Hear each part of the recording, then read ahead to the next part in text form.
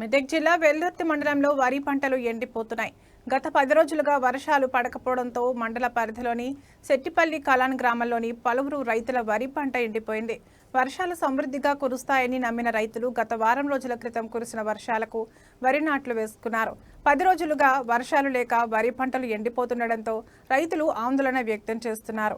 పెట్టిన పెట్టుబడి కూడా నష్టపోయే పరిస్థితి నెలకొందని ఆవేదన వ్యక్తం చేస్తున్నారు.